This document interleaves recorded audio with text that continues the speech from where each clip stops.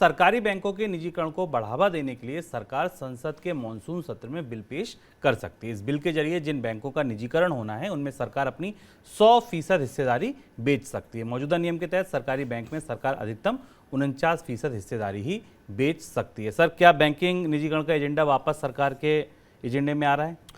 ये समाचार जो आज छपा है काफ़ी महत्वाकांक्षी भी लगता है, क्योंकि हमने बैंकिंग निजीकरण पर बजट के बाद हम लोगों ने मनी सेंट्रल ने बताया था कि सरकार इससे पीछे हट रही है। निजीकरण की सारी परियोजनाओं से बैंकिंग निजीकरण को लेकर, बैंकों को निजी क्षेत्र को देने को लेकर पिछले 7-8 सालों में बहुत आगे नहीं बढ़ा गया है। काफ़ी सारे असमंजस रहे हैं, विरोध रहे हैं, सरकार तय नहीं कर पाई है, लेकिन एक बार फिर ये प्रयास किया जा रहा है। इस प्रयास के पीछे 2 वजह दिखाई दे सकती हैं। एक तो ये कि शेयर बाजार के सेंटीमेंट को थोड़ा बूस्ट किया जाए, क्योंकि कोई बड़ा रिफॉर्म एजेंडा सरकार के पास मेज पर इस समय नहीं है, तो बैंकिंग क्षेत्र में सुधारों की बात नए सिरे से शुरू की जाए और शायद इस पर सहमति बनती दिखाई दे।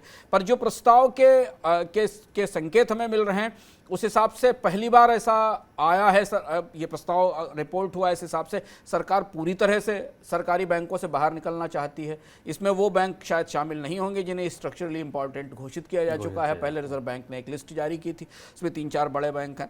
दूसरी चीज़, इस प्रस्ताव का एक हिस्सा ये भी है कि रिजर्व बैंक को ओनरशिप देने पर विचार किया जा सकता है। नहीं, रिजर्व बैंक इन सरकारी बैंकों में ओनरशिप ले सके। पहले कहा रहा था कि सरकार 49% या कम से कम 26% हिस्सेदारी भी रखेगी, लेकिन इससे ज़्यादा भी हिस्सेदारी दी जा सकती है। Central bank of India, Indian overseas bank को पहले से ही निजीकरण के लिए शॉर्टलिस्ट करके रखा हुआ है। नीति आयोग ने 2 साल पहले, 3 साल पहले इसकी सिफारिश कर दी थी।